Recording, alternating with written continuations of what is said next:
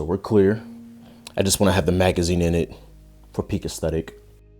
What's up guys, Concrete Cowboy here. This video has been requested over and over again by the 2,000 subscribers that I somehow have, which I appreciate. I just made this channel for fun, but you guys seem to like the content. So I'm gonna go over everything I have done on this gun. This is kind of like a mid-tier, maybe leaning towards budget gun. This isn't something crazy, but I did set it up to the way that I like it, and I would say it's 90% done. So I want to build another rifle, and that one's going to be either a 13.7 or an 11.5.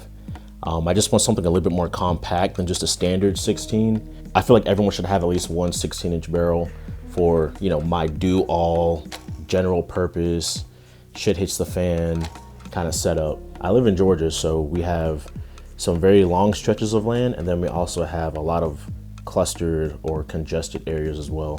After you have this done, you know, just have fun. If you want to buy another gun and work on that and build that for something else, different purpose, that's great. But make sure you're training with these. Don't just buy guns and then just say you have them. And even with, you know, let's say you have an 18-inch bolt rifle, you can't even hit anything that's up to 100 yards away. So definitely train with the stuff you have. But if you want to have more than one, sure, yeah, as long as you're training with them and you understand the differences between them, all for it. This is also a 5.56 gun, so it's very velocity dependent, which is why I decided to go with 16 inches as opposed to something shorter as my first rifle. This is also my only rifle I have currently, so my first rifle, definitely want to go with 16 inch just to have all the capability I could have at that length. All right, so that's enough chit chat. Let's get into it. So the base of this rifle is a IWI Zion 15. This was a complete rifle when I bought it, so there wasn't much I had to do in regards to building it. For those who don't know, IWI stands for Israel Weapons Industries. So these guys are an Israeli company, and they're pretty reputable. You know, I did my research when I first started looking at rifles, and I kind of narrowed it down to BCM, Arrow, IWI, and there was one more, I can't remember. So this is what I went with. Very reputable company, and the cool thing is that they moved some of their manufacturing over to Pennsylvania. So it's actually made here in the US as opposed to being made overseas and shipped over. So I thought that was cool. I know some people really like to buy American made products. To me, it didn't really matter. I mean, I run Holosuns and I love them just as much. And I know it was made in China, but I mean, I don't really care as long as it works. But this was American made, so, you know, deal with that as you must. So is this the best AR on the market? No. Is it a reliable AR and durable? Yes, and that's what I was looking for. I'm not gonna sit here and try to hype up my purchase and say this is the best thing ever to make myself feel good on not spending $2,000, $3,000 on a firearm. You can do that, and there are companies that make great rifles for that price. I just have a budget. A lot of people don't talk about this in the gun industry, but take care of your finances, you know? Don't just go buy things because someone told you to. Buy what you can afford at the time, and if you want to upgrade later on, do so. So that's what I plan with this. I mean, this is treating me very well, so I don't see myself getting rid of this to buy something new. I think I'm just gonna build another rifle or buy another rifle, but this is gonna stay because the way I spec this out is really how I needed it for if anything were to happen, you know, shit hits the fan. This is gonna be my go-to gun, the survival gun. But I will make some changes on this, and I'll talk about that further in the video. This gun weighs in at about 6.9 pounds. Isn't super light, but it's not super heavy either. This was not a big deal for me because my second home is the gym. This rifle's muzzle device comes with an A2 bird cage, which is pretty standard if you're buying a complete rifle. I mean, it's just kind of like the mil-spec option. You can change this out to whatever you'd like. I haven't changed mine yet because I haven't gotten into suppressors or, you know, comps and stuff like that, but I think this is good for me personally. Maybe on my next gun, I'll start messing with muzzle devices, but this is just how it's gonna stay because I don't really care to really change that as of right now. The barrel is made up of 4150 chrome moly vanadium. So it's basically 4150 steel with the addition of vanadium. So it's more rust resistant than other steels, but you still need to take care of it. You know, just like any other barrel, if it gets wet, or, you know, you don't want to just have things get caked up in there. Make sure you clean the inside, you know, run your oils on it, and you should be straight. But I thought that was pretty cool. You know, it's a little different than some of the standard stuff you see, but it's not gonna make you shoot better or be more accurate per se. It's just how they designed this for its purpose. So this has a 1 in 8 twist, which, you know, that's pretty cool. I don't really know much about, you know, the barrel twist and all that stuff. 1 in 7, 1 in 8, whatever. But it does have a mid-length gas system. So it's not carbine length, it's actually mid-length, which I thought was very interesting for a rifle at this length. My personal opinion about this barrel is that it's very accurate. Every miss, you know, every large grouping that I've had was user-induced. But when I do dial in, when I focus, when I start finding my rhythm, I mean, these are like 1 MOA groups, so at various distances. Furthest I've ever shot this, I think it was like 400 yards. I don't have a lot of places where I can shoot farther than that, but 400 yards still tests me pretty well, and hopefully I can find a place where I can shoot out to 600 or 700. And then I'll probably have to change my ammo because I'm only shooting 55 grain right now. And hitting those distances accurately with conjunction with the BDC that I have in this reticle, it'd make it a lot easier if I was shooting a little heavier load. We also have a 15-inch M-Lock handguard. This does pretty well mitigating heat. Now, the way that I shoot, I'm not really shooting large strings of fire, like 100, 200 strings, or 100, 200 bullets, you know, within 15 minutes. I don't train like that. All my bullets have purpose behind them, and I really focus on, you know, recoil mitigation, trigger pull, and all that stuff. So usually I'll only shoot 5 to 6 bullets before I stop, analyze, see what I did wrong, see what I can improve, and I go back and I do the same thing, 5 to sometimes 10 shots. So every string of fire has about a minute to 2 minutes in between. So this handguard has not gotten super hot for me.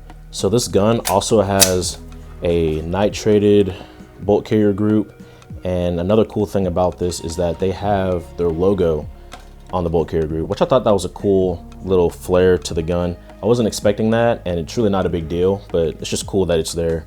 I know if you buy this gun now, it's not guaranteed that you'll have that logo anymore. I think because this gun was in so much demand that they actually stopped putting it on every single gun. So it's kind of hit or miss if you get that, but it's not a big deal. It functions reliably. So the gun comes with a B5 pistol grip and a B5 stock. Pistol grip, I mean, I don't have a heavy preference on pistol grips on rifles. Every rifle I've shot, I just grab it and shoot. So I'm not really picky on this stuff. I mean, it has a good texture to it, but again, I'm not super picky on the angles of pistol grips and stuff like that. I'm sure if one was super canted back, I'd have an issue, and then I'd be like, oh, I prefer this or that. But I'm the wrong guy to really talk about that stuff because, again, I'm not really picky. Just be a man.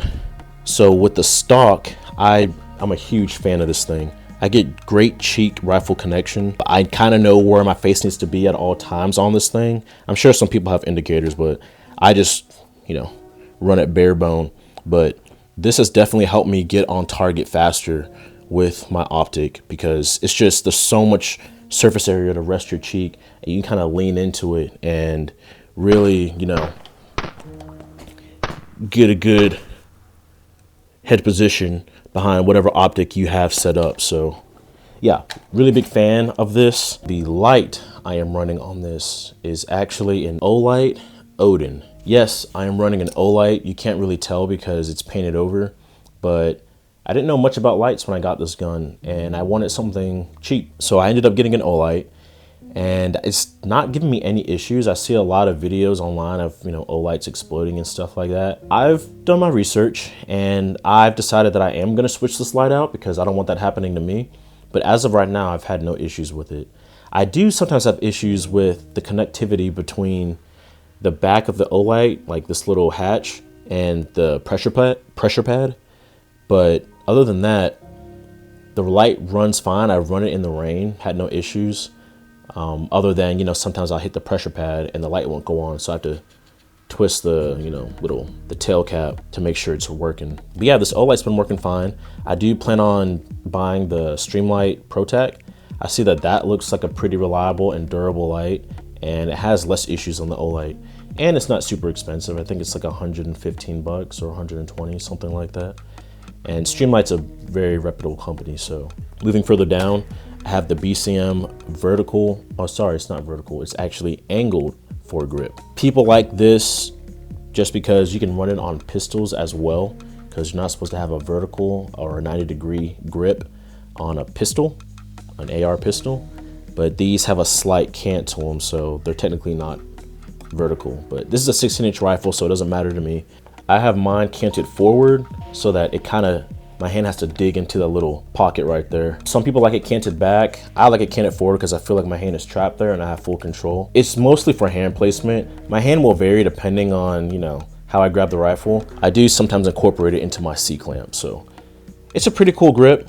Is it completely necessary? No, you can just run this without it, but I thought it was pretty cool and it makes me shoot more comfortably. I'm not gonna say better, but I do feel more comfortable shooting with it on there. I have this Sentry strap. This is by Neomag. I just wanted something to help me stow my rifle or stow my sling on my rifle when I'm not using it. So it's got this magnetic like little tab right here, so you can put your sling right through there and then feed over it. And it's pretty strong. It's actually very strong. I've put, like, I really have to pull on this to really get it out. Not to the point where I'm fighting it, but to the point where, you know, you have to put a little bit more force into it. So I'm a huge fan of this. Neomag did a great job with that. And then speaking of sling, I have the Edgar Sherman 1.5, I believe. Yeah, it's the 1.5. And I switched to this sling. I had another sling that was kind of, it was like a bungee sling. Screw it, I'll say it. It was the Warrior Poet Society sling. Not a bad sling by any means, okay? It stretches and it stays really tight to your body. You can adjust it, right? You can adjust it off body, but not on body, which is why I ended up switching to this. I wanted something that I could adjust on the fly so I could have different tensions, right? You want to have the ability to have different tensions for different situations. So if I need this to be tight on my body, I can cinch this up really tight. If I need to maneuver my rifle around in, you know, awkward angles, I can loosen it all the way, and then I have the ability to move my rifle freely. If I want to have it semi-tight so I can do some unsupported or maybe supported shooting, I can use the tension on the sling to help keep my arm or to keep the rifle really tight to my shoulder and, you know, lay off some shots standing up without having any support. So the adjustability on this is really nice. I think I'm going to stick with this type of sling. It's a 2-point sling, by the way, but I'm going to stick with this type of sling because it really is nice to be able to just loosen and tighten, you know, whenever I need to. So the optic, this is probably what a lot of you guys want me to talk about. This is a LPVO and it's a 1:6 primary arms SLX. It's rated for 5.56 and 7.62, and I have it mounted in the Aero Precision Ultra Light mount because I want to save some weight because LPVOs tend to weigh a lot more than other optics, so I want to save weight where I could. This has 11 illumination settings. It has windage knobs on the top and the side.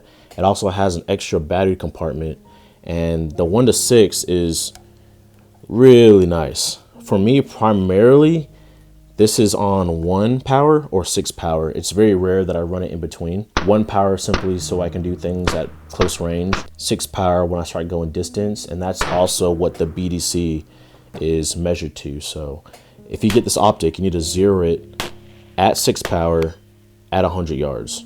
And then all the other notches in there, all the other measurements and bullet drop compensation and all that stuff will line up pretty close.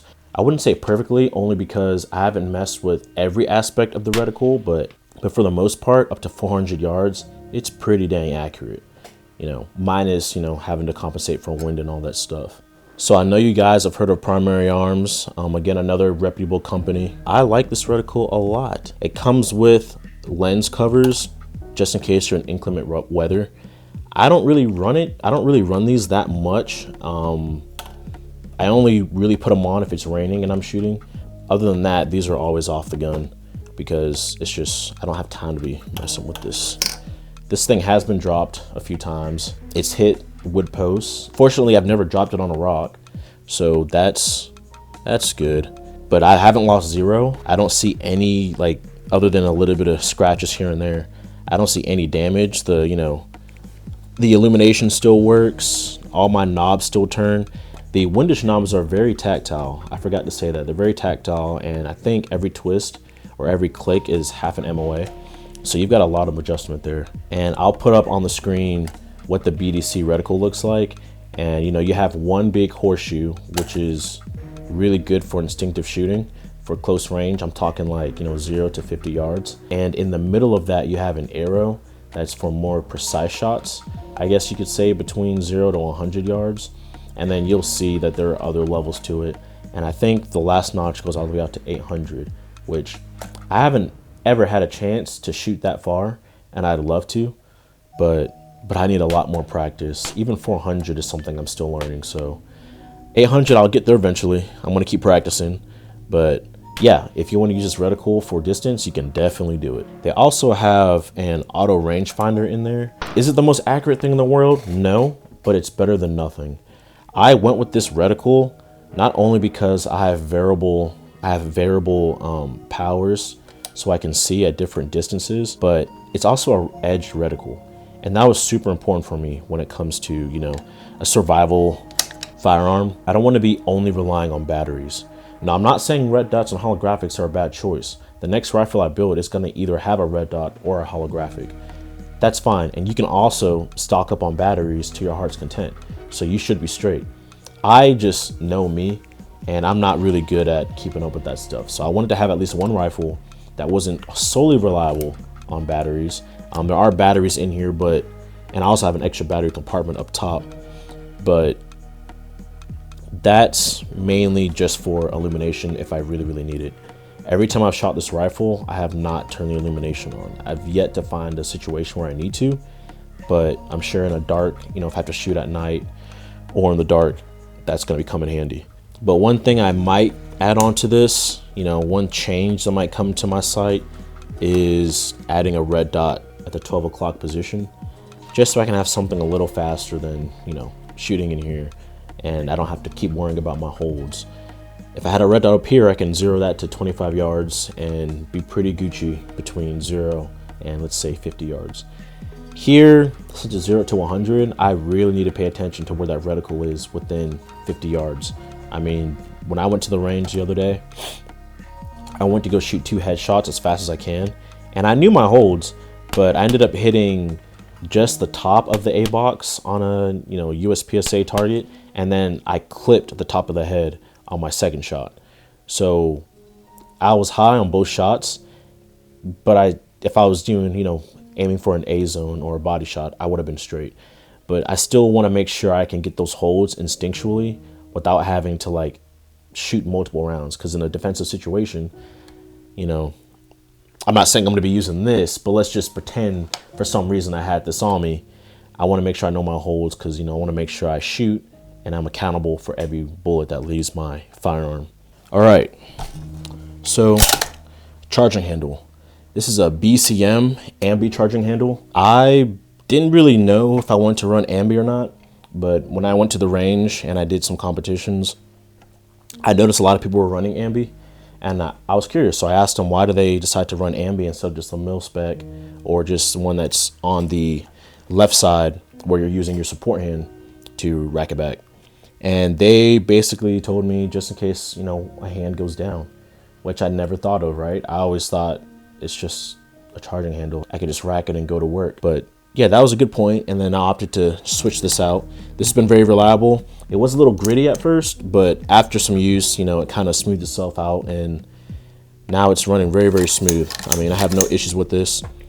Super light pull, and it does its job. Mags. So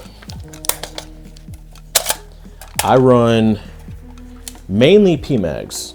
Despite me holding this, I run mainly PMags. I just started getting into Duramags. I only got these because I like the retro look.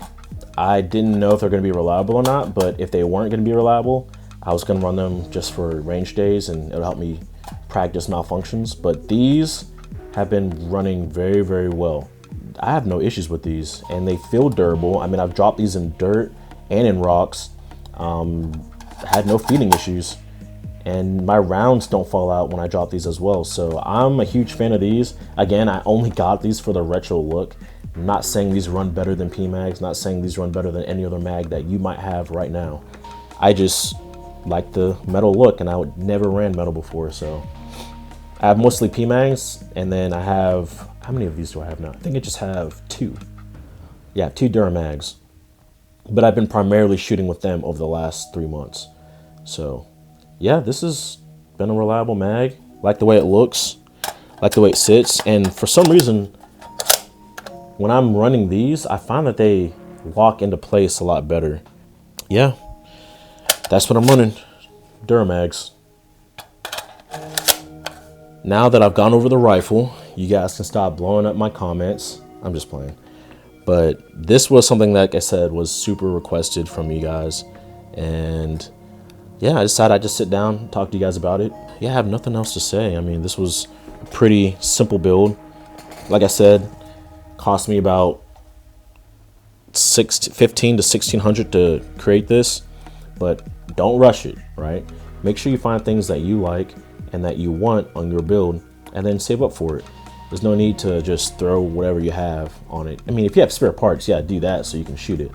But if you want to build it a specific way, build it your way. If you want to have a $2,000 LPVO on here, do it.